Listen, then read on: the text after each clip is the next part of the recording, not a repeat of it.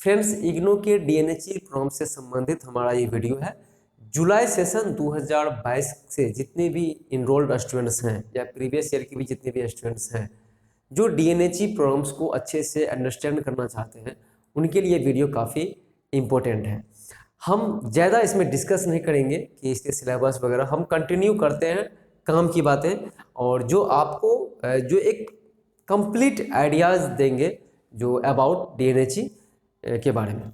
तो आइए सबसे पहले हम आपको कुछ बेसिक चीज़ बता दें कि डीएनएचई को 4 भागों में डिवाइड किया गया है, डीएनएचई 1, 2, 3 एंड 4, जिसमें कि डीएनएचई 1 थ्योरी एंड असाइनमेंट्स बेस्ड है, डीएनएचई 2 again theory and assignment based है, डीएनएचई 3 थ्योरी एंड असाइनमेंट बेस्ड है। लेकिन डीएनएचई 4 जो है प्रोजेक्ट बेस्ड एक्टिविटीज़ हैं जो आपको फील्ड पे जाके करने होते हैं, जिसमें डीएनएचई 1 जो है हम लोग इस सेशन में हम लोग बात करेंगे सिर्फ डीएनएचई 1 जो है हमारा न्यूट्रिशन फॉर द कम्युनिटी, समुदाय के लिए पोषण, ये मुख्य बिंदु है हमारा डीएनएचई 1 का, जिसमें कुल 6 ब्लॉक आपको पढ़ने होते हैं। वह 6 ब्लॉक में आपको जो 6 ब्लॉक के हमने इसमें ब्लॉक 1 का चर्चा कर रहे हैं, और इस ब्लॉक 1 में भी 3 यूनिट हैं, और 3 यूनिट में यूनिट 1, यूनिट 2 एंड यूनिट 3।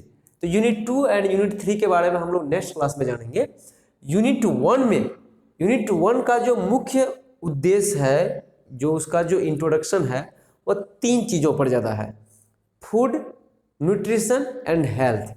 तो what is food and what is role of food and what is the meaning of nutrition, ठीक है, ये एंड व्हाट इज हेल्थ, ये 3 चीज़ों पर हमारा जो ये यूनिट 1 जो है वो बेस्ट है। तो हम लोग बात करेंगे फूड एंड इट्स फंक्शन, जो आपके इम्पोर्टेंट चीज़ पढ़ते हैं डीएनएचई 1 में, फूड एंड इट्स फंक्शन। तो फूड क्या है और उसके फंक्शन क्या है, तो हम सबको पता होगा कि फूड जो है वह हमारे शरीर के लिए, हमारे शरीर में जितने भी एक्टिविटीज़ हो रहे हैं, हमारा चलना, खाना पीना, फिरना, कोई एक्टिविटीज़ करना, ऑफिस जाना, ऑफिस से आना, हमारे जितने भी डेली रूटीन हैं, वो सारे चीज़ों को संपादित करने के लिए हमारे शरीर को एनर्जी चाहिए, और वो एनर्जी का जो सोर्स है वो हमारा फूड है। हम जो भी चीज़ खाते हैं, रोटी खाएं, दाल खाएं, चावल खाएं, सब्जी खाएं, पानी पीते हैं, दूध पीते हैं, या वेज हो या नॉन वेज हो, ऑलमोस्ट जो भी हम लोग खाना खाते हैं, जो भी हमारा शरीर इंजेस्ट करता है, डाइजेस्ट करता है, फिर उसको एसिमिलेट करता है, फिर एनर्जी लेता है, और वो एनर्जी को हमारे शरीर जो है जितनी भी हमारा एक्टिविटीज़ है वो सारे एक्टिविटीज़ को वो परफॉर्म करते हैं। तो ये हमारा फूड कहलाता है, ये हमको एनर्जी वो प्रोवाइड करता है, जिसकी वजह से हम काम कर पाते हैं। ये फूड हो गया।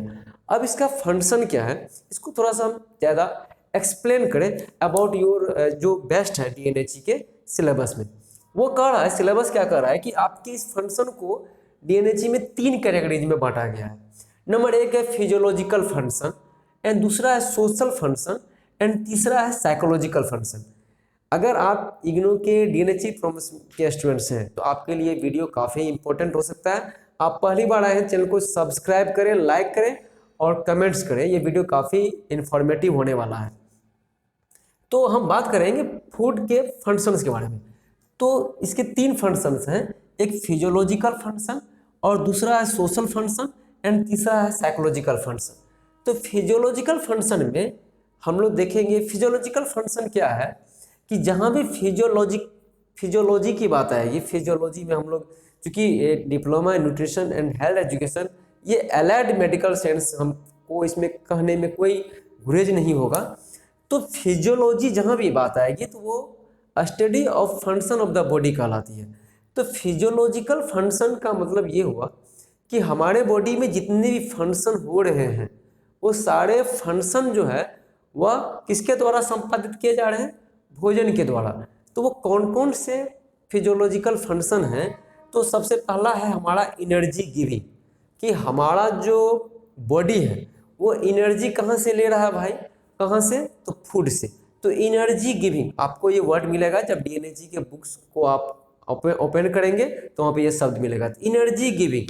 तो अब भोजन में एनर्जी गिविंग जैसे कि कार्बोहाइड्रेट एंड फैट, भारी संख्या में ये जो बर्न करते हैं तो हमको उससे काफ़ी मात्रा में एनर्जी मिलता है, जिस एनर्जी का हमारा शरीर उपयोग करते हैं।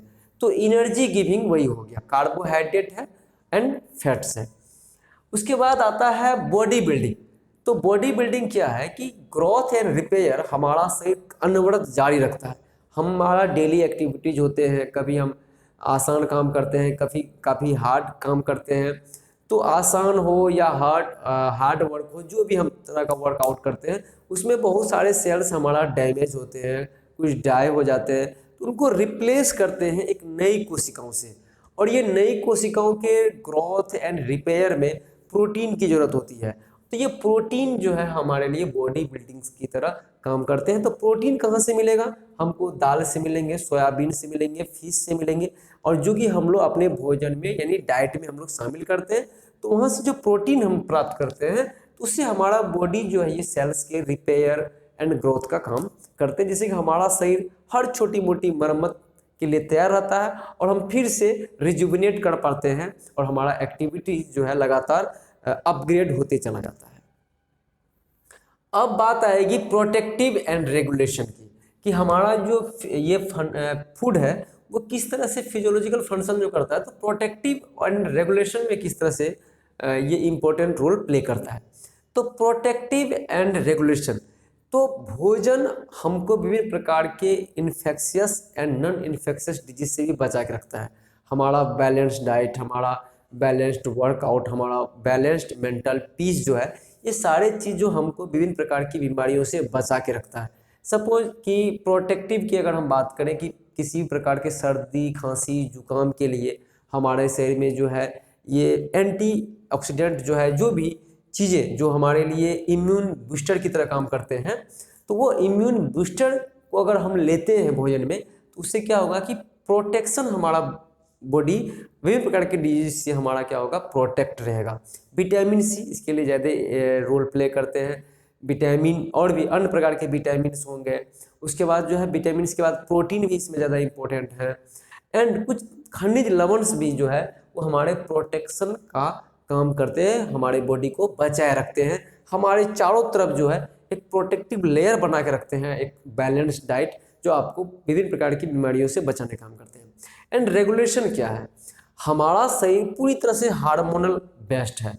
हर एक्टिविटीज़ हमारा जो एक बच्चे से फिर किशोर बनना, किशोर से फिर युवा, फिर एक युवा के बाद फिर अधेड़, फिर हम प्रौढ़ अवस्था की तरफ चले जाते हैं। तो हर एज में हर हार्मोन की एक अत्यधिक भूमिका होती है जो हमारे बॉडी के फिजियोलॉजिकल, मेंटल हर स्तर पे हमारे शरीर के गुणात्मक वृद्धि करता है। तो उन हार्मोन को बैलेंस्ड करने के लिए, एक उसके बेहतरीन रेगुलेटरी मैकेनिज्म को बैलेंस्ड करने के लिए भी हमको डाइट चाहिए। उसके लिए प्रोटीन्स चाहिए, फैट्स चाहिए, कार्बोहाइड्रेट चाहिए, विटामिन चाहिए, मिनरल्स चाहिए एंड वाटर चाहिए।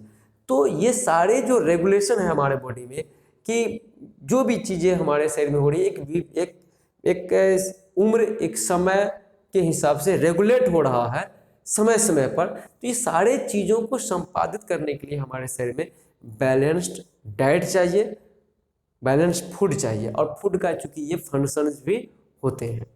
अब नेक्स्ट आइए कि फंक्शन जो है फूड का, उसमें सोशल कैसे आता है, कि फंक्शन और फूड में सोशल कैसे आ सकता है, सोशल फंक्शन कैसे जो है फूड प्ले करता है, ये चीज़ों को हम लोग देखते हैं। सोशल फंक्शन क्या है फूड का, कि आपके मोहल्ला में शादी ब्याह हो रहा है, किसी का बर्थ सेरेमनी हो रहा है, किसी का रिंग सेरेमनी हो रहा है, किसी का मैरिज सेरेमनी हो रहा है, अलग अलग कार्यक्रमों में हम लोग जाते हैं और वहाँ पे उनके क्षेत्र में, उसके रीजन में, उसके एरियाज में जो लोकप्रिय स्वादिष्ट व्यंजन होते हैं उनका हम लोग उनके द्वारा जो दिया जाता है तो उससे हम लोग लुत्फ उठाते हैं। तो इससे क्या होता है कि एक तो हमारा सोशल फूड एक्सचेंज होता है, बिहेवियर का एक्सचेंज होता है, हमारे थॉट्स का एक्सचेंज होता है, और साथ ही साथ हमारा फूड का भी एक्सचेंज होता है। तो हम उस एरिया के फूड के बारे में जान पाते हैं, वो हमारे एरियाज के, अगर वो हमारे यहाँ भोजन करते हैं तो हमारे यहाँ के फूड एंड ट्रेडिशन के बारे में जान पाते हैं। तो सोशल थॉट्स, तो सोशल फूड सभी का ये एक्सचेंज होता है, जिससे कि हमारे समाज में वो भाईचारा भी बढ़ता है और साथ ही साथ हम न्यूट्रिशन एंड डाइट भी एक दूसरे के एक्सचेंज से हम जान पाते हैं कि नहीं, उस एरिया में अगर हमको प्रोटीन लेना होगा तो हम उसके इस डाइट का, उसके रीजन का, इस डिश का हम इस्तेमाल कर सकते हैं। तो कुल मिला के देखा जाए तो सोशल फंक्शन भी हमारा फूड का है, जो कि इम्पोर्टेंट होता है कि सोशल एक्सचेंज में ये बहुत ज़्यादा भूमिका निभाता है। नेक्स्ट हमारा है साइकोलॉजिकल फंक्शन कैसे करता है। तो साइकोलॉजिकल फंक्शन कैसे करता है हमारा भोजन, वो मैं थोड़ा सा उदाहरण से समझाता हूँ कि आपके पास अगर 2 चाइल्ड हैं और एक चाइल्ड को एक माँ जो है चाइल्ड के हिसाब से उसके लिए खाना नहीं बनाती है और माँ अपने तरीके से खाना बनाती है, वो बच्चों को दे देती है, तो बच्चा को अगर वो भोजन अच्छा नहीं लग रहा है तो वो बच्चा उस माता को लाइक नहीं करेगा, ठीक है। वो माता से, वो मदर से वो भागते रहेगा और अच्छे से भोजन नहीं करेगा, जिसकी वजह से क्या होगा कि बच्चे के समुचित स्वास्थ्य पर प्रतिकूल असर पड़ेगा। लेकिन जस्ट अगर एक दूसरा चाइल्ड है कि जो बच्चे की माँ जो है वह माँ बच्चे के नेचर, उसके रुचि के अनुसार से अगर उसके लिए डिश तैयार कर रही है, उसके लिए भोजन तैयार कर रही है और बच्चा बड़े चाव से भरपेट खाता है, तो बच्चे के स्वास्थ्य पर उसका अनुकूल असर होगा और स्वास्थ्य में सुधार होगा। तो बच्चे जो है वो साइकोलॉजिकल माँ से अटैच हो पाएगा, तो वहाँ से साइकोलॉजिकल बॉन्डिंग जो है मदर एंड चाइल्ड का वो बहुत ज़बरदस्त होगा।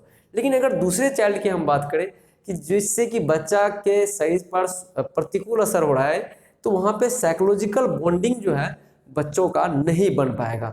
तो ये 2 उदाहरण, अगर एक बच्चा को अच्छे से भोजन मिल रहा है तो वो बच्चा माँ के साथ साइकोलॉजिकल स्ट्रॉन्ग बॉन्डिंग के साथ रहेगा, लेकिन एक बच्चा के को अगर माँ जो है अच्छे से भोजन नहीं दे रही है, उसके स्वास्थ्य पर प्रतिकूल असर पड़ रहा है, तो वो बच्चे का साइकोलॉजिकल बॉन्डिंग अपने मदर से कमज़ोर पड़ रहा है।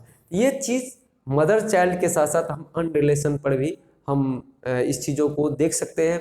अगर आप रिश्तेदार के पास जाते हैं और वहाँ से आपकी खातिरदारी अच्छे से नहीं हो रही है, तो होगा क्या कि आप साइकोलॉजिकल उससे कमज़ोर होते चले जाएंगे और एक दिन होगा क्या कि रिलेशन में खटास आ जाएगा कि चलो यार उनके यहाँ हम जा रहे हैं तो हमारी अच्छे से हमको पता चल जाता है कि हमको कहाँ पे क्या एरर दिख रही है, तो वो चीज़ें से हमारा साइकोलॉजिकल बॉन्डिंग जो है वो ब्रेक होते चला जाता है और एक दिन रिश्ता वहाँ पे क्लोज हो जाता है। तो कुल मिला के हमने देखा इस सेशन में कि फूड एंड इट्स फंक्शन में हम लोगों ने देखा कि साइकोलॉजिकल फंक्शन में energy giving, body building, protective and regulation and social किस तरह से ये फंक्शन करता है एंड साइकोलॉजिकल फंक्शंस क्या होते हैं। तो ये हम लोगों ने मुख्य चीज़ें फूड एंड इट्स फंक्शन को देखा। एंड नेक्स्ट क्लास हमारा क्या होगा, मैं अभी चर्चा कर दूं, मीनिंग ऑफ न्यूट्रिशन हमारा नेक्स्ट क्लास होगा, जिसमें कि हम लोग पढ़ेंगे न्यूट्रिएंट्स के बारे में, उसके एक्शन, इंटरेक्शन एंड बैलेंस के बारे में, handling of food and nutrition by the body, social, psychological and economic aspects of nutrition. ये चीज़ों को हम लोग अगले क्लास में देखेंगे। तो फ्रेंड्स, हमारा डीएनएचई का ये सेशन आपको कैसा लगा आप कमेंट्स करके जरूर बताएं। निश्चित तौर पर ये सेशन आपको बेनिफिट देगा, लेकिन कितना बेनिफिट देगा ये आप जरूर कमेंट्स करके हमको बताएं। लाइक करें, अपने फ्रेंड्स को शेयर करें जो आपके अगल बगल जिन्होंने भी जुलाई सेशन 2022 में इग्नू के डीएनएचई प्रोग्राम्स में एडमिशन लिया है, उन सभी को आप एकत्र करें और पीआर बाबू क्लासेस की यूट्यूब चैनल पर सभी को लाएं। और जाते जाते हम कहना चाहेंगे कि अगर आप पहली बार हमारे चैनल पर आए हैं तो सब्सक्राइब करें। Thanks for watching this video. Thank you so much.